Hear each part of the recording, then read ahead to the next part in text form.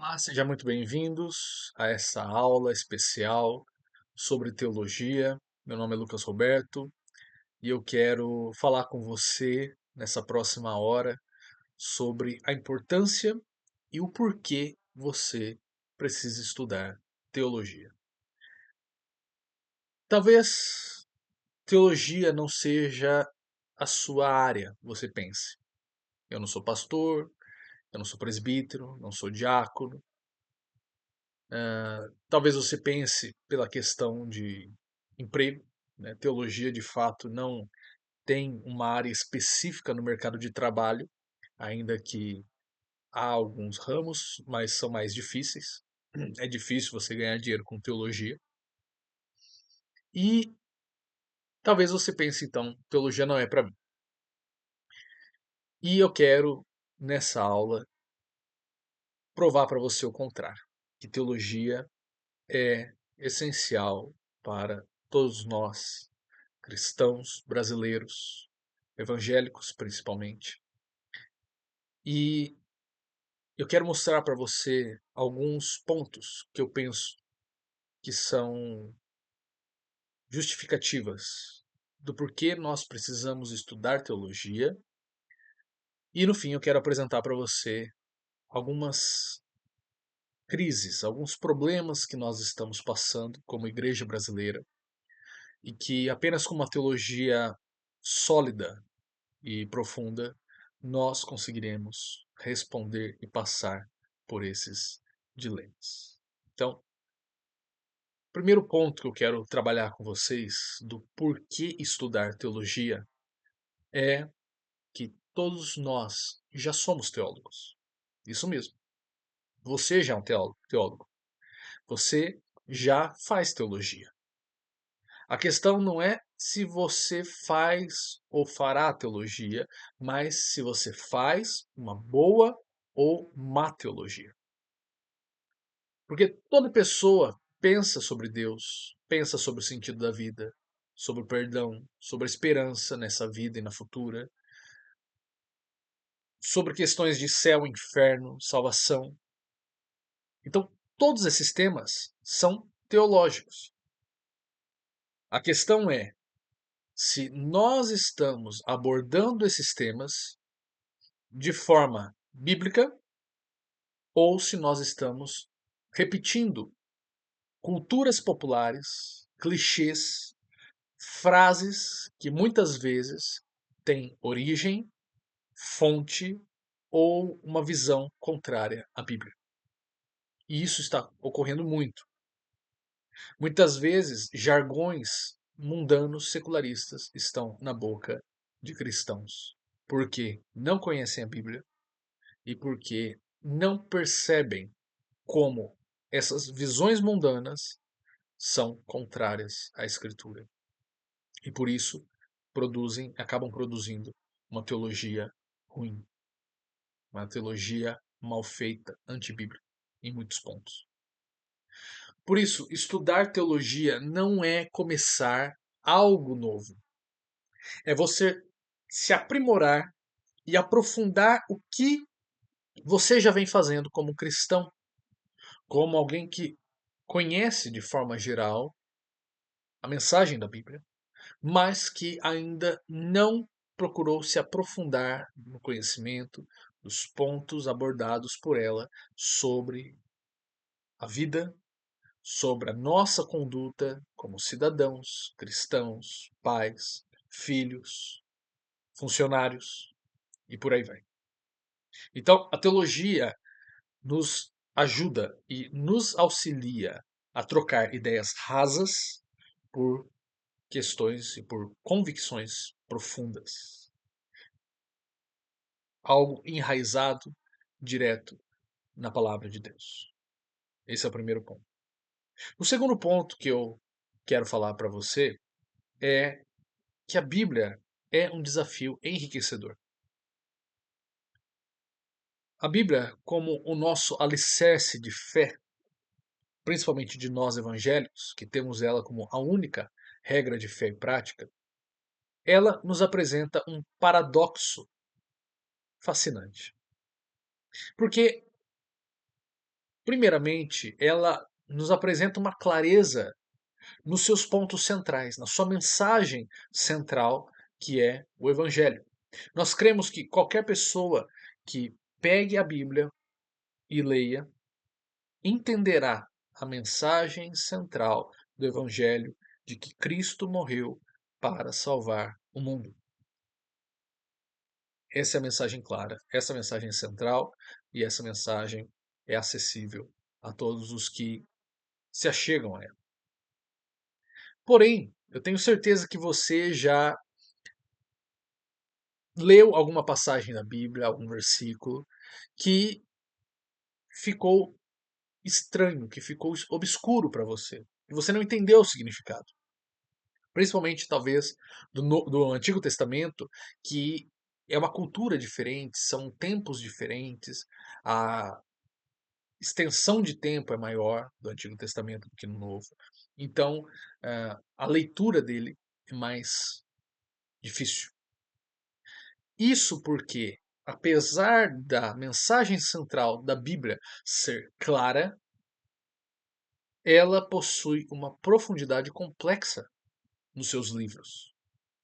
Porque quando nós falamos de Bíblia, nós não estamos falando de apenas um livro.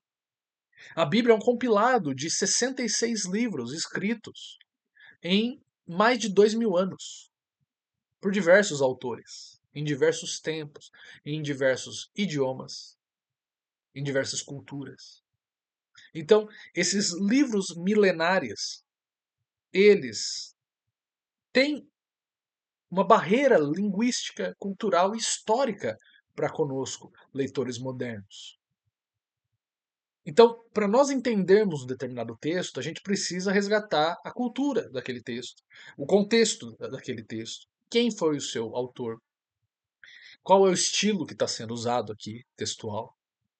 E muitas vezes nós não temos informações dessa. Pelo menos não de forma direta. Por isso que a teologia nos ajudará a entender esse contexto maior, para que aquele texto obscuro tenha um sentido, faça sentido para nós. Inclusive, teólogos de longa data que já estudam o hebraico e o grego, que são as principais línguas que a Bíblia foi escrita, e já estudam isso há longo tempo, até mesmo eles têm dificuldades em determinadas passagens.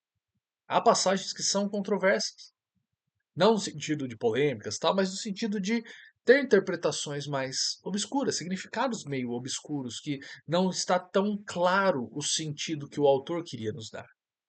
Se até mesmo eles tiverem esses problemas, imagina nós, meros mortais, que não nos debruçamos em idiomas antigos, manuscritos e estudos geográficos, históricos e culturais do Oriente Antigo. Então, veja a necessidade de nós lidarmos com a Bíblia de forma honesta, na sua complexidade. Tem uma frase que eu gosto muito que diz o seguinte: a Bíblia é clara a ponto de uma criança poder nadar nela seguramente, mas profunda a ponto de afogar um elefante.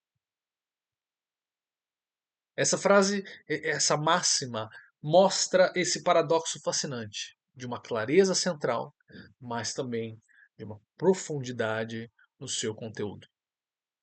E por ser palavra de Deus, nós precisamos lidar com a Bíblia como algo sério, com temor, com seriedade e com honestidade intelectual. Nós não podemos simplesmente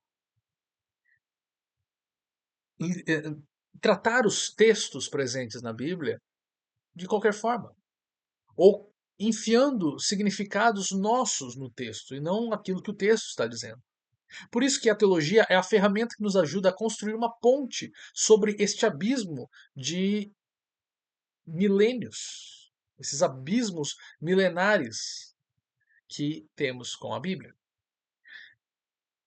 Portanto, a teologia nos permite entender e aplicar a Bíblia, a palavra de Deus, de forma fiel e relevante para o século XXI, evitando anacronismos e interpretações equivocadas. O que é anacronismo? É você pegar um conceito moderno e tentar enfiar como significado de um texto antigo, no caso bíblico.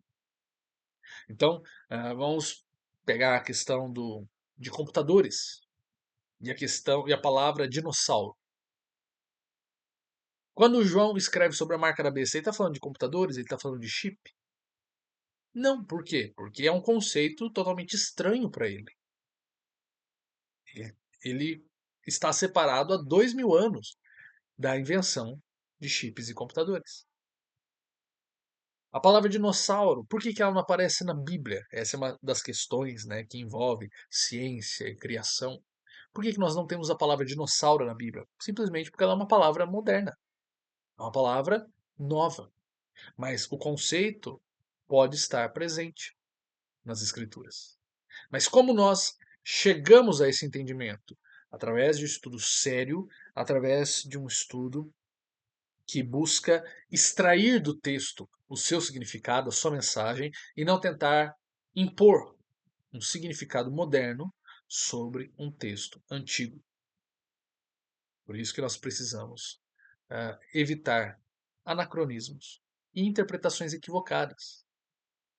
Tirar do contexto uma passagem, tentar aplicar para justificar um comportamento, justificar um pensamento que não condiz com a Bíblia ou que não está presente naquele significado do texto que está sendo usado.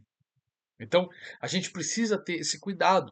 Nós já precisamos ter esse cuidado de sermos honestos com qualquer texto. E com a Bíblia devemos ter um cuidado redobrado, porque se trata da palavra de Deus e não de um livro qualquer. Por isso, teologia é importante para que você saiba como ler as Escrituras. Em terceiro ponto, eu afirmo que você deveria começar a estudar teologia, porque teologia nos faz dialogar com a tradição da igreja.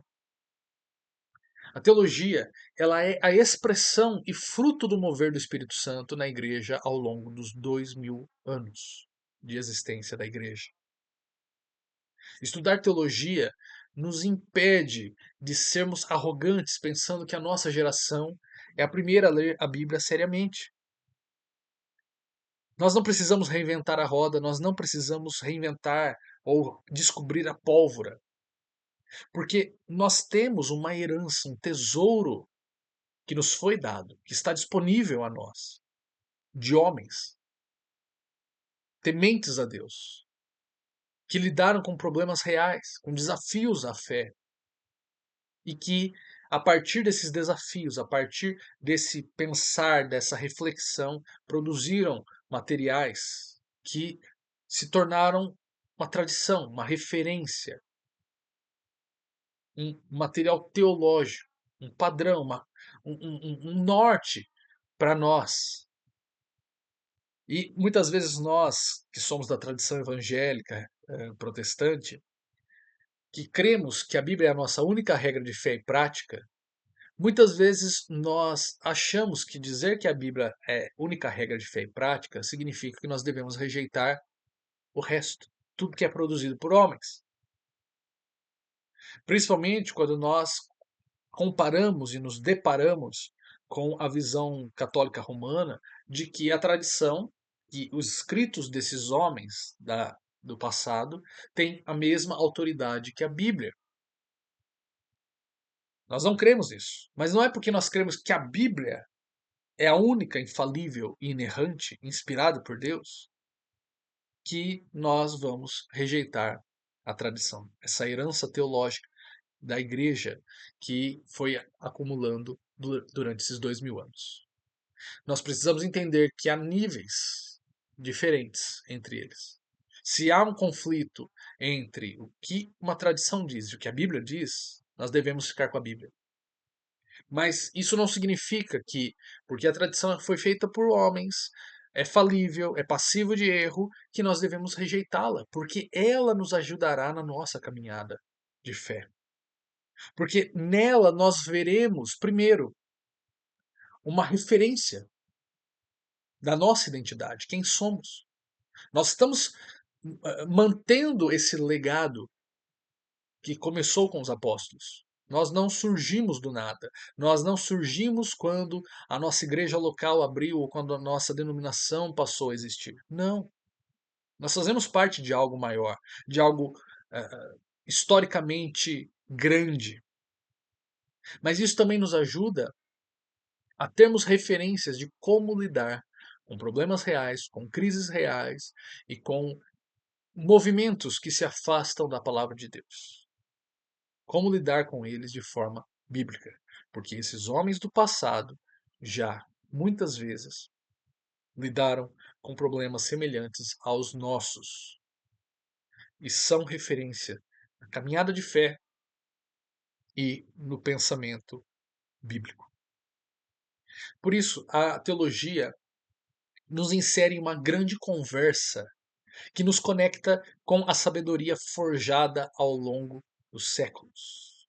Uma sabedoria que foi sendo provada, é uma sabedoria que vem vem de longo tempo e vem sendo passado durante as gerações. Vem sendo mostrado e comprovado ser bíblica em sua maioria. Então nós não podemos negligenciar isso. Nós devemos nos aproveitar disso para que possamos caminhar mais longe com esses que nos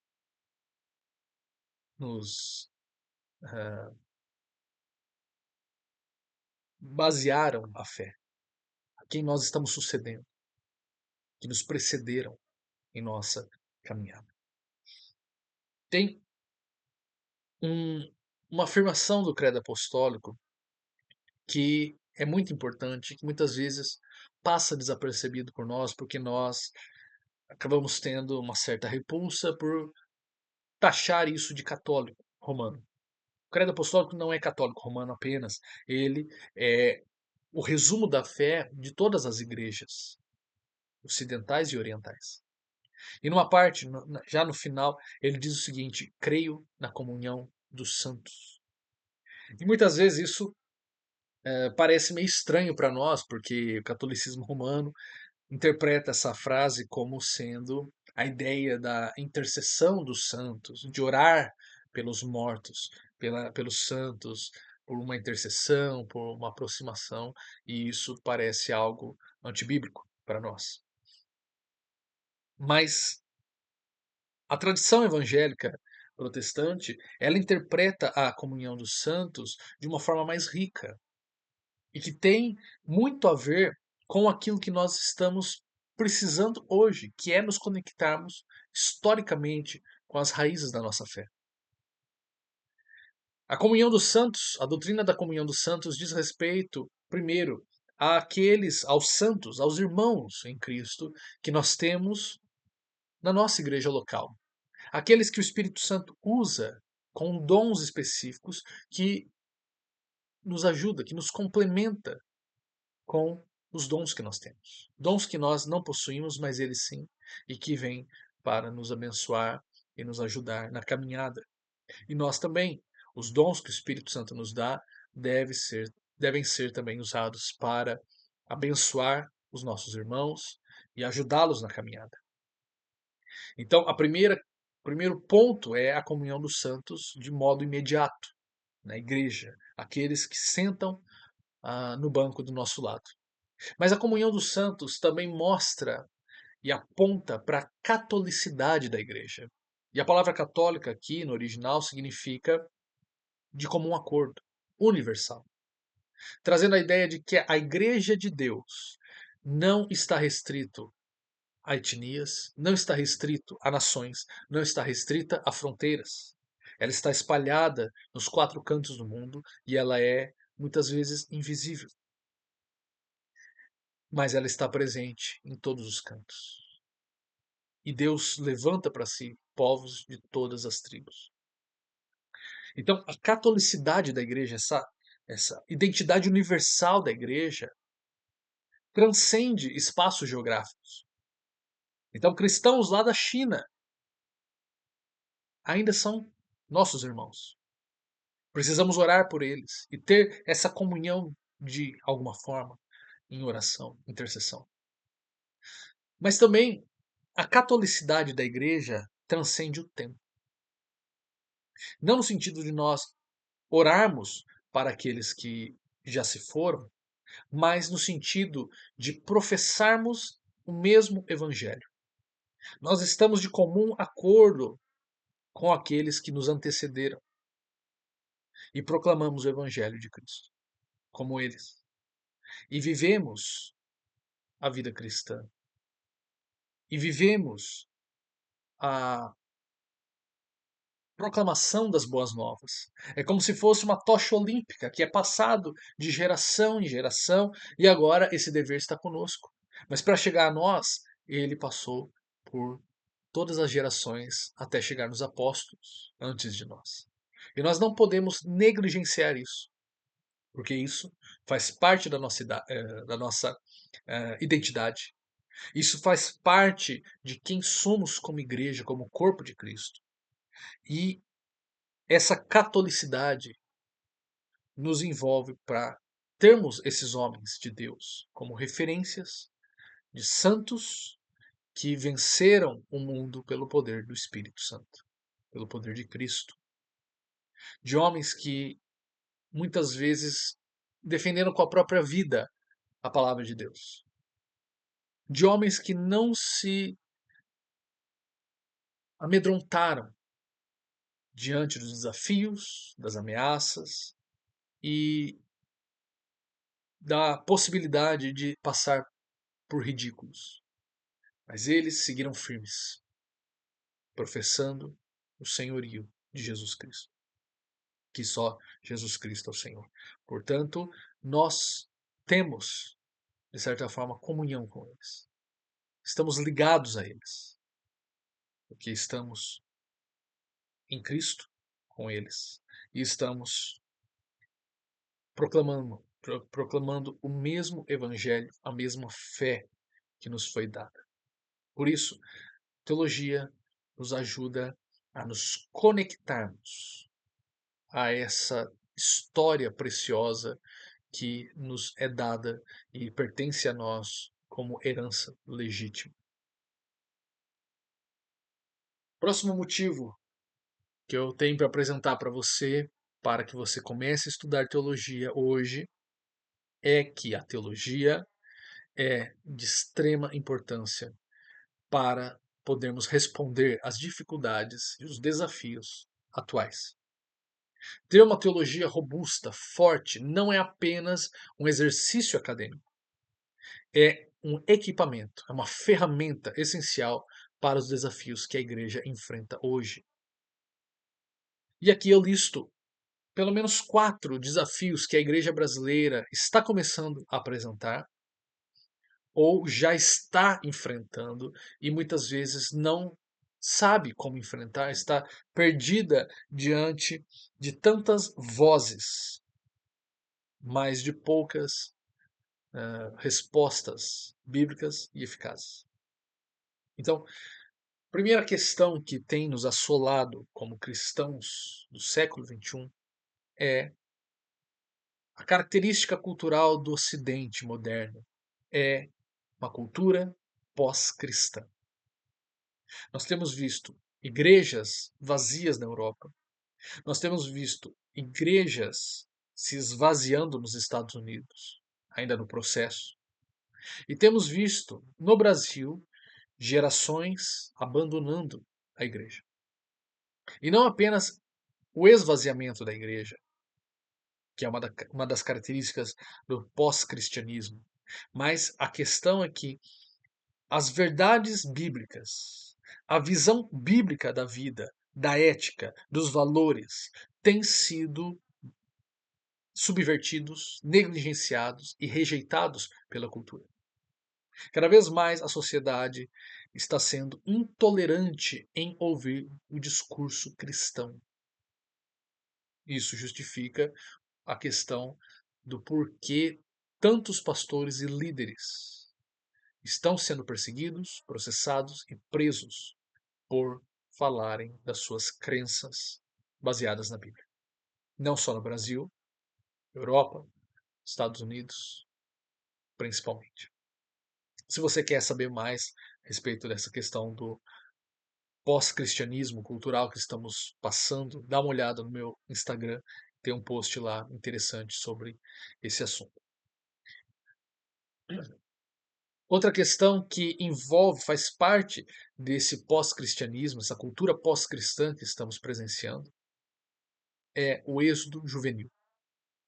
Como essa nova geração de jovens está abandonando cada vez mais as igrejas.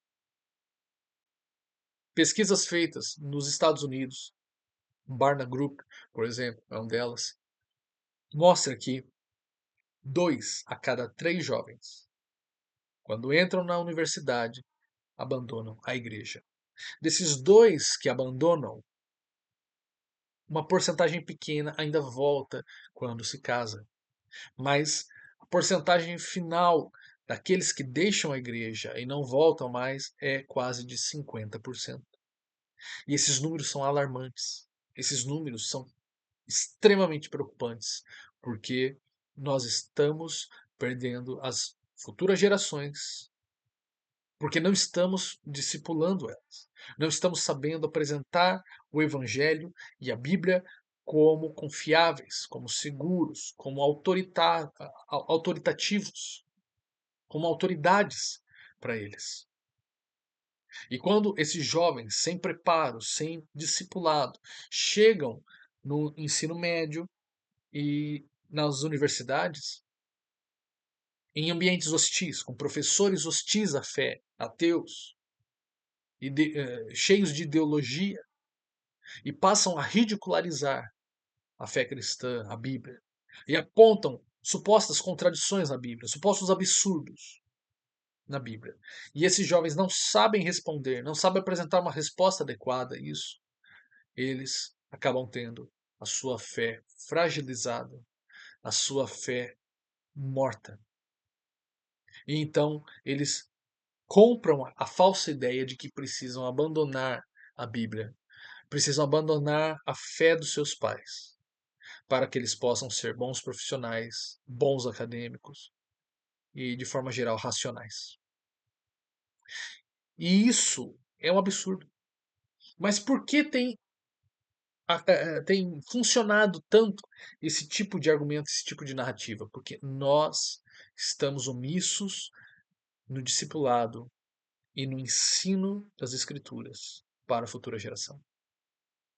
Então, esse êxodo juvenil é apenas a consequência de uma negligência dos pais das gerações mais velhas em ensinar os filhos, em ensinar a nova geração. E nessa tentativa, nesse conhecimento raso que eles apresentam, qual é a forma que eles têm de tentar segurar esses jovens? Através de eventos chamativos, eventos de apelo emotivo, de clichês religiosos, que ao invés de aproximar eles de Cristo e da Bíblia, acaba afastando eles porque apresenta uma fé caricata, uma fé morta, uma fé que é apenas da boca para fora, muitas vezes.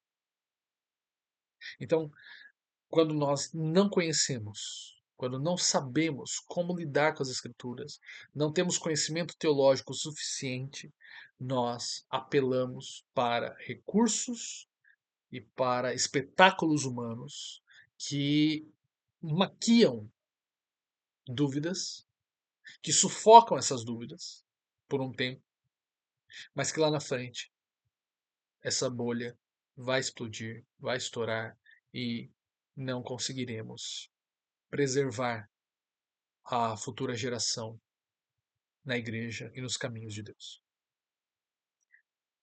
O terceiro desafio que estamos enfrentando, ou crise, se trata da desinformação que nós temos hoje na internet. A internet é uma benção, de certa forma, porque ela nos conectou com materiais, com pessoas, com recursos de alto nível para que possamos aprender sobre a Bíblia, sermos edificados, termos livros de referência sobre as Escrituras, sobre a Bíblia. Mas também, de forma negativa, a internet deu voz para pessoas que pregam um evangelho corrupto, pregam um evangelho distorcido, que não é conforme a Bíblia. E muitas vezes essas pessoas se tornam influencers de grande referência. Tem vídeos viralizados na internet, espalhando falsas informações, espalhando doutrinas distorcidas. E pela falta que há hoje nas igrejas locais desse ensino sólido e firme da palavra de Deus, os membros acabam procurando com essas pessoas na internet respostas. Até parece irônico, né? Porque eu estou falando para você na internet, mas veja, há teólogos sérios aqui na internet e há teólogos charlatões, há teólogos que não estão respaldados no academicismo teológico, não tem referências acadêmicas, não tem referências bibliográficas, não tem aptidão para fazer uma interpretação de um texto bíblico. E nós precisamos fazer essa separação, saber aproveitar esses recursos que estão à nossa disposição, mas também saber filtrar aquilo que nós ouvimos e de quais fontes nós bebemos. Mas para fazermos essa distinção, nós precisamos de um conhecimento, de uma ferramenta teológica séria para que não caiamos em conversa fiada, que é o que a internet está cheia hoje. E a liberdade consiste nisso, né? Você falar o que pensa e que os outros falem também, né? Essa é a liberdade. E não, nós devemos discutir ideias, debater ideias e não procurar calar ninguém. Okay? E por fim, o quarto ponto que tem se apresentado para nós como uma crise nas igrejas, principalmente locais, é o status da igreja pós-pandemia. Na pandemia, você passou por aquele momento tão drástico que as igrejas fecharam por um tempo e migraram para a internet, para cultos online, estudos online, tudo de forma remota. O problema é que quando nós voltamos à vida normal, pós-pandemia, muitos ainda preferiram ficar na questão remota, em cultos online, estudos online e nessa questão mais afastada, porque de fato é mais cômodo. Mas o problema é que não existe igreja online. Não existe culto que não seja presencial. Não existe comunhão dos santos, que eu falei agora há pouco, que não seja presencial, pelo menos no nível local. Eu dei o exemplo lá da China, nós não temos como estar presentes com eles, mas intercedemos por eles. Então, nós acabamos desligando a nossa realidade física, a nossa corporeidade na edificação de uns com os outros. Nós usamos esses recursos tecnológicos para nos afastar uns dos outros, ao invés de nos aproximarmos uns dos outros. E a igreja ainda não recuperou-se, não se recuperou disso. Ela ainda está vendo o efeito dessa membresia que não participa ativamente e de forma intencional em contribuir com seus dons para com os outros, na igreja local física. E por isso nós precisamos entender o caráter do culto, o caráter da comunhão dos santos, o porquê que nos reunimos presencialmente, a importância do corpo, a importância de ouvir a palavra de Deus e participar dos rituais do culto de forma presencial. Mas nós apenas saberemos isso fazendo. teologia e fazendo uma boa teologia para que não usemos textos aleatórios das Escrituras para tirar o contexto e justificar essas práticas doentes que estão sendo realizadas no corpo de Deus, no corpo de Cristo. Por fim, eu quero te convencer a estudar teologia, mas com uma finalidade clara. Porque o conhecimento teológico que não transforma é inútil. Você estudar teologia apenas para saber mais, para conhecer mais, para esfregar na cara das pessoas que você sabe e eles não, não é para isso que a teologia é produzida e estudada. A teologia ela precisa ser estudada e proclamada e usada debaixo da autoridade e do poder do Espírito Santo. Porque senão ela é apenas uma letra morta, um conhecimento que ensoberbece, mas que não edifica.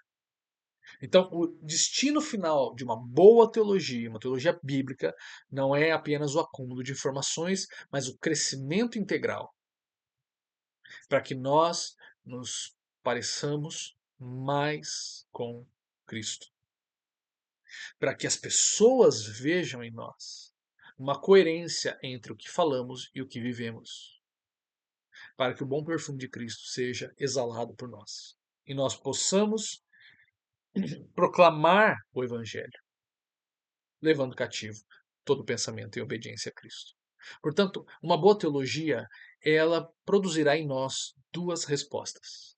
A primeira resposta é a adoração a Deus. Porque quanto mais entendemos sobre quem Deus é e o que ele fez por nós, mais profunda, consciente e genuína se torna a nossa adoração. Nós deixamos de adorar uma caricatura de Deus e passamos a adorar o verdadeiro Deus da Bíblia, que se revela em toda a sua glória na pessoa de Jesus Cristo. Quando, através das ferramentas adequadas da teologia, eu vejo a profundidade do que significa Deus ter se feito carne, morrido, ressuscitado e tomado sobre si todo o poder no céu e na terra, a minha alma vai se dilatar, vai se engrandecer diante dessas verdades, diante dessa maravilhosa notícia. Então, eu serei impelido, eu serei empurrado para adorar e louvar a Deus por isso, pela beleza do Evangelho, pela graça que foi concedida, pela grandeza e grandiosidade da história da salvação. Mas a teologia não para por aí. Como resultado dessa teologia boa e saudável bíblica, eu sou impulsionado a elevar minha voz e meu coração em adoração a Deus, mas também eu sou impulsionado a responder em obediência e serviço, a servir o meu próximo, a cumprir a missão que Cristo nos chamou de irmos e pregarmos o Evangelho, discipulando as nações. Eu entendo que o meu próximo é a imagem do meu Criador, do meu Deus. E que o meu próximo, assim como eu, carece da graça de Deus. Que o meu próximo precisa, assim como eu precisei, dessa graça e preciso todos os dias dessa graça. Uma compreensão clara da graça, da justiça e do amor de Deus nos impulsiona a servir ao próximo de modo mais intencional, sacrificial e significativo, refletindo o caráter de Cristo para o mundo. Então eu entendo que ele precisa do amor e da graça de Deus como eu. Eu entendo que que o meu próximo que não conhece Cristo ainda está debaixo da ira e da justiça de Deus, assim como eu estava. E eu entendo que através da minha vida, através de um relacionamento próximo, intencional, sacrificial e significativo de serviço a Ele, me gastando o meu tempo, gastando os meus recursos em prol dele, Cristo ser glorificado através disso. Mas entender isso, conseguir ah, conciliar o que a Bíblia está dizendo para nós como mandamento e construir um estilo de vida pautado nisso, eu preciso de uma boa teologia para entender a mensagem das Escrituras. Veja que como não tem para onde correr. E por isso, eu acho que esse talvez seja o maior motivo para que você estude teologia. Porque talvez você não tenha nenhum dom específico de liderança, mas você tem o mesmo chamado que todos aqueles que foram salvos por Cristo receberam. Viver obedecendo os mandamentos de Deus, amando a Ele acima de todas as coisas. E viver em serviço ao próximo, amando ao próximo como a si mesmo. Isso não depende do seu chamado, não depende da sua personalidade, não depende dos seus recursos, depende apenas de você ter um coração pronto a obedecer.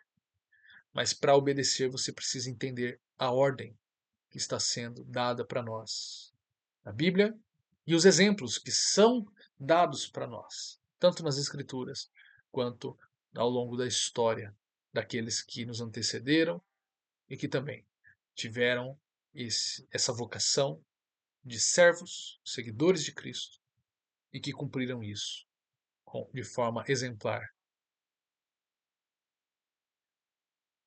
Busque hoje mesmo aprofundar seu conhecimento da palavra de Deus. Eu sei que você não tem tempo, eu também não tenho, ninguém de nós temos mais tempo, mas é uma questão de prioridade. É uma questão daquilo que você entende como sendo necessário para a sua saúde espiritual, e não só sua, mas da sua família e daqueles que estão à sua volta. Esses são os pontos que eu tinha para te apresentar e eu quero falar um pouco a respeito desse curso que eu começarei no próximo mês através da internet, ok? Tudo isso aqui não foi uma forma de vender curso, foi uma forma de te instigar a conhecer mais a Bíblia, a ter um conhecimento mais profundo das Escrituras. Há vários materiais na internet, há vários outros cursos, há livros que você pode usar para se aprofundar. Mas eu quero apresentar para você um curso que eu montei que vai te ajudar a entender de forma intencional como a teologia se relaciona com o nosso dia a dia, com o nosso cotidiano e como ela responde a esses desafios que nós estamos vendo à nossa volta. Nesse curso, a proposta é que nós estejamos juntos para falar da palavra de Deus, para falar dessas questões que envolvem tanto a teologia quanto a filosofia cristã, e que nós possamos criar essa rede, não apenas uma rede de contatos, mas uma rede intencional de produzir boa teologia, de produzir novos discípulos, de produzir pessoas que sirvam na sua igreja local, que sejam pessoas que o seu pastor possa contar com você, para que você ajude a sua igreja a enfrentar esses desafios. Então, esse curso eu montei em duas partes. A primeira parte, nós vamos falar sobre as questões fundamentais da teologia cristã.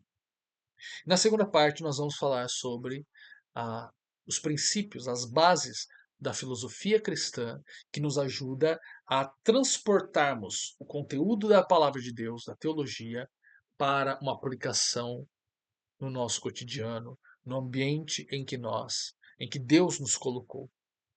Então, primeiramente, nós vamos fazer uma introdução à Bíblia. Você vai entender como ela foi formada, Você vai entender as principais objeções que existem hoje, tentando ridicularizar a crença num livro de 2000 anos e como podemos responder a isso. Na segunda matéria será sobre hermenêutica, ou seja, interpretação bíblica. Como nós podemos interpretar os textos da Bíblia? Quais os princípios que nós precisamos seguir e quais os recursos que nós podemos usar para entender textos obscuros e também entender textos que aparentemente são óbvios e claros, que nós ouvimos 200 vezes ele sendo pregado, mas que na verdade pode ser que haja um outro significado original desse texto que não é muito bem percebido ainda por nós. Também vai ajudar a nós entendermos como responder a passagens estranhas para nós da Bíblia. Por exemplo, uma mula falando, uma serpente falando, um dragão aparecendo. Né? Como que nós entendemos isso dentro dos estilos literários da Bíblia? A terceira matéria, serão 12, tá? A terceira matéria vai ser sobre o ser de Deus. Então nós vamos falar dos principais atributos de Deus, quem Deus é, como ele se revela como uma pessoa que se relaciona conosco. E também nós vamos falar sobre os argumentos principais para a existência de Deus. Argumentos que grandes filósofos cristãos ao longo da história foram elaborando e lapidando para nos mostrar que racionalmente crer que Deus existe não é para pessoas de intelectos baixos, para pessoas burras. Crer que Deus existe é a crença mais de bom senso que existe, né? Podemos dizer assim. É algo justificável. É algo que grandes mentes ao longo da história tiveram essa posição, creram na existência de Deus, e a existência de Deus não é algo para pessoas simples e primitivas. Ok? Quarta matéria é sobre Cristologia, quem é Cristo, qual o seu papel, como a sua vida impactou na nossa história, a questão do seu sacrifício, da sua ressurreição. Nós vamos estudar a pessoa de Cristo. É uma área muito importante da teologia e que se aplica a nós, para nós termos como referência o alvo que nós queremos atingir como cristãos. Como nós queremos ser como humanos transformados pelo poder do Evangelho. O próximo fala sobre o Evangelho, propriamente dito. Né? Qual é a narrativa do Evangelho? Qual é a mensagem do Evangelho? O que isso diz respeito a nós? Como nós podemos apresentar o Evangelho ao ímpio, às pessoas que não creem? Em seguida, e para fechar essa primeira parte, nós falaríamos sobre a história da igreja de forma panorâmica. Como eu disse já na parte da comunhão dos santos, nós temos uma história de 2000 anos como cristãos. Uma história que é um tesouro e uma herança para nós que precisa ser usado. Então nós vamos ver ao longo da história como a igreja enfrentou perseguições, imperadores, reinos que se levantaram contra a igreja, contra as escrituras. E veremos como esses irmãos responderam a esses desafios. Como surgiram heresias, como surgiram falsos mestres que distorceram o evangelho. E Deus levantou, no poder do Espírito Santo, homens piedosos, crentes fiéis, que dedicaram sua vida para refutar essas heresias, para denunciar o erro. Então a história da igreja é muito importante porque ela vai nos colocar como igreja moderna e como cristãos, pessoas individuais, dentro de algo maior, dentro de um panorama maior. E então nós vamos ver que pertencemos a algo mais grande, algo grandioso, a uma uma história que não pertence propriamente a nós humanos, mas é a missão de Deus em salvar pessoas de todas as tribos, línguas e nações, para que todo joelho se dobre e proclame que Jesus Cristo é o Senhor. Na segunda parte, nós iniciaremos, na parte da filosofia cristã e prática, nós iniciaremos apontando a cosmovisão cristã. O que é uma cosmovisão? Como a Bíblia ela se relaciona com a realidade, ela apresenta para nós uma forma de enxergarmos e lermos a realidade à nossa volta que vai muito além do que simplesmente fazermos um culto no domingo. A Bíblia está relacionada também aos outros dias da semana. Nós veremos isso na cosmovisão cristã. Segundo ponto será sobre a sociedade pós-cristã. Nós vamos analisar os principais pensadores que influenciaram essa mudança que nós estamos vendo na cultura, as principais ideologias que surgiram para tentar eliminar o cristianismo e a sua influência do Ocidente.